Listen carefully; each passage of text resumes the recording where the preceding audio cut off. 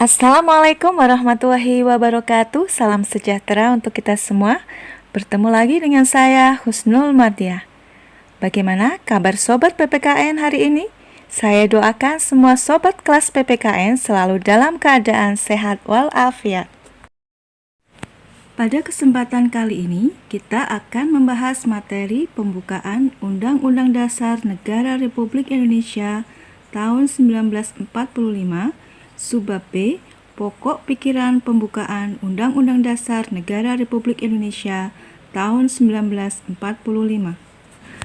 Kita awali pembahasan kita kali ini dengan membahas hakikat pokok-pokok pikiran pembukaan Undang-Undang Dasar Negara Republik Indonesia tahun 1945. Selain memiliki makna yang mendalam, pembukaan Undang-Undang Dasar Negara Republik Indonesia tahun 1945 juga mengandung pokok pikiran. Pokok-pokok pikiran tersebut menggambarkan suasana kebatinan dari Undang-Undang Dasar Negara Republik Indonesia tahun 1945 serta mewujudkan cita hukum yang melandasi hukum dasar negara baik tertulis maupun yang tidak tertulis. Sehingga setiap pokok pikiran dalam pembukaan Undang-Undang Dasar Negara Republik Indonesia tahun 1945 mempunyai hubungan yang erat dengan kehidupan bangsa Indonesia.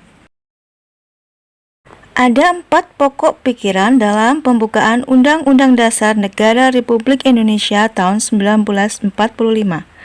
Pokok pikiran pertama adalah negara melindungi segenap bangsa Indonesia dan seluruh tumpah darah Indonesia dengan berdasar atas persatuan dengan mewujudkan keadilan sosial bagi seluruh rakyat Indonesia atau pokok pikiran persatuan. Pokok pikiran ini menegaskan bahwa dalam pembukaan Undang-Undang Dasar Negara Republik Indonesia tahun 1945 diterima aliran negara persatuan, di mana persatuan yang dimaksud merupakan persatuan untuk menyatukan bangsa Indonesia. Negara berusaha menyatukan segala kemajemukan yang ada dalam masyarakat menjadi satu kesatuan yang utuh untuk membangun negara kesatuan Republik Indonesia. Dengan membentuk negara persatuan, segala bentuk perbedaan yang ada dalam masyarakat bisa menjadi pengikat untuk bersatu. Konsep negara persatuan juga tidak hanya berlaku untuk menyatukan kehidupan masyarakat Indonesia, tetapi konsep negara persatuan juga dijadikan sebagai bentuk negara yang dipilih bangsa Indonesia. Konsep persatuan yang dibangun negara bukan hanya persatuan secara kewilayahan, melainkan persatuan dalam kebersamaan untuk mengikat janji menjadi satu bangsa, satu tanah air, dan satu bahasa, yaitu Indonesia. Dengan demikian, negara mengatasi segala macam paham golongan dan paham individualis. Negara menurut pengertian pembukaan Undang-Undang Dasar Negara Republik Indonesia tahun 1945 menghendaki persatuan, dengan kata lain, penyelenggara negara dan setiap warga negara wajib mengutamakan kepentingan negara di atas kepentingan pribadi atau individu. Konsep persatuan terimplementasi dalam setiap pasal-pasal dalam Undang-Undang Dasar Negara Republik Indonesia tahun 1945. Dengan demikian, pokok pikiran pertama ini merupakan penjabaran dari sila ketiga Pancasila. Pada sila ketiga Pancasila termuat nilai dan arti penting persatuan sebagai berikut. A. Menumbuhkan rasa cinta dan bangga terhadap tanah air atau nasionalisme. B.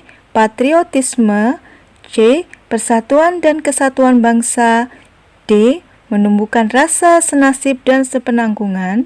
E. Menumbuhkan sikap toleransi dan saling menghargai terhadap keberagaman.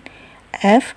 Menghilangkan sikap individualisme dan etnosentrisme terhadap budaya, suku maupun ras yang dimiliki daerah lain. Kewajiban mempertahankan persatuan dan kesatuan bangsa merupakan tanggung jawab seluruh warga negara tanpa terkecuali.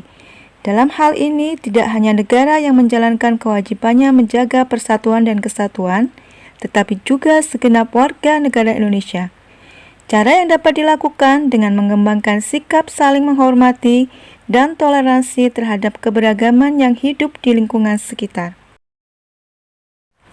Pokok pikiran kedua yaitu negara hendak mewujudkan keadilan sosial bagi seluruh rakyat Indonesia atau pokok pikiran keadilan sosial.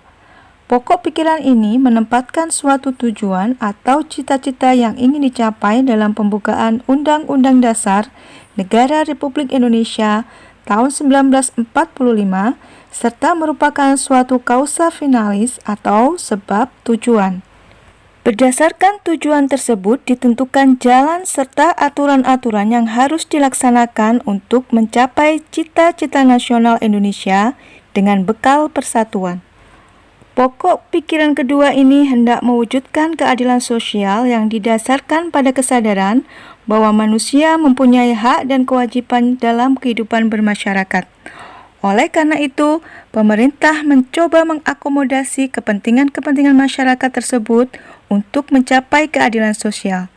Sebagai bentuk implementasi pemberian keadilan sosial kepada masyarakat, pemerintah mencantumkan bentuk-bentuk keadilan sosial dalam pembukaan Undang-Undang Dasar Negara Republik Indonesia tahun 1945. Selanjutnya adalah pokok pikiran ketiga, yaitu negara yang berkedaulatan rakyat berdasarkan atas kerakyatan dan permusyawaratan perwakilan, atau pokok pikiran kedaulatan rakyat. Pokok pikiran ini mengandung konsekuensi logis bahwa sistem negara yang terbentuk dalam Undang-Undang Dasar harus berdasarkan atas kedaulatan rakyat dan permusyawaratan perwakilan. Pokok pikiran ketiga ini merupakan pokok pikiran kedaulatan rakyat yang menyatakan bahwa kedaulatan berada di tangan rakyat dan dilaksanakan menurut Undang-Undang Dasar. Pokok pikiran inilah yang merupakan dasar politik negara. Berdasarkan pokok pikiran ketiga, pembukaan Undang-Undang Dasar Negara Republik Indonesia tahun 1945, konsep kedaulatan yang dianut negara Indonesia adalah kedaulatan tidak langsung. Kedaulatan tidak langsung merupakan bentuk kedaulatan yang pemegang kedaulatannya tidak secara langsung sebagai pelaksana teknis pemerintahan. Rakyat memberikan legitimasi kekuasaan kepada beberapa orang sebagai wakilnya untuk menjalankan kekuasaannya. Wakil-wakil rakyat tersebut dipilih melalui ajang pemilihan umum yang dilaksanakan sekali dalam 5 tahun. Wakil rakyat tersebut dipilih secara langsung, umum, bebas, rahasia, jujur, dan adil.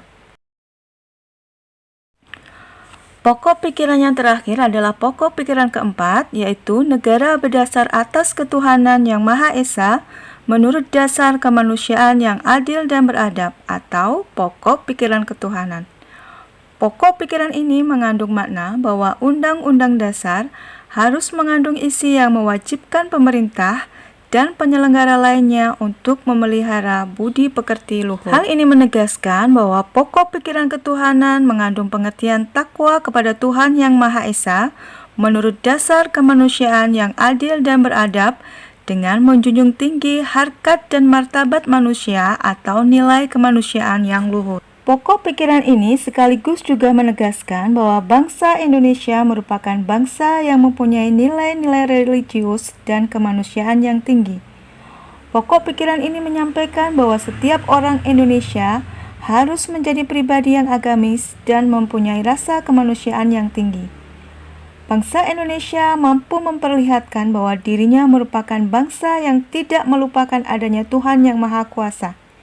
Segala kehidupan manusia tidak terlepas dari kehendak Tuhan Yang Maha Esa. Oleh karena itu, negara Indonesia bukan negara sekuler yang mengesampingkan agama dalam kehidupan berbangsa dan bernegara, akan tetapi negara Indonesia juga bukan negara agama yang menjadikan agama sebagai dasar hukum.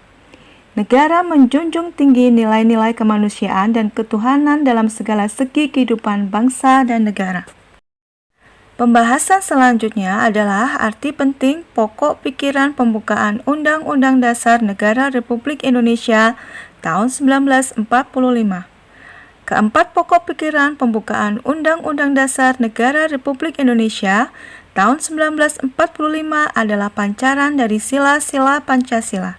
Dalam penjelasan Undang-Undang Dasar Negara Republik Indonesia tahun 1945 sebelum amandemen menegaskan, Pokok-pokok pikiran tersebut meliputi suasana kebatinan dari Undang-Undang Dasar Negara Indonesia. Pokok-pokok pikiran ini mewujudkan cita-cita hukum reside yang menguasai hukum dasar negara, baik hukum yang tertulis, yaitu Undang-Undang Dasar, maupun hukum dasar yang tidak tertulis. Undang-Undang Dasar menciptakan pokok-pokok pikiran ini dalam pasal-pasalnya. Berdasar pengertian ini dapat disimpulkan bahwa pokok pikiran yang terkandung dalam pembukaan Undang-Undang Dasar Negara Republik Indonesia tahun 1945 adalah sumber hukum tertinggi di Indonesia, sehingga dalam realisasinya harus dijabarkan dalam semua peraturan perundang-undangan yang berlaku di Indonesia, seperti TAP MPR, undang-undang, peraturan pemerintah, dan lain sebagainya. Dengan demikian, seluruh peraturan perundang-undangan di Indonesia harus bersumber pada pembukaan Undang-Undang Dasar Negara Republik Indonesia tahun 1945 yang di dalamnya terkandung asas kerohanian negara, yaitu Pancasila. Demikianlah rangkaian materi yang dapat saya jelaskan pada kesempatan kali ini. Sampai jumpa kembali pada bahasan materi selanjutnya. Salam Pancasila. Wassalamualaikum warahmatullahi wabarakatuh.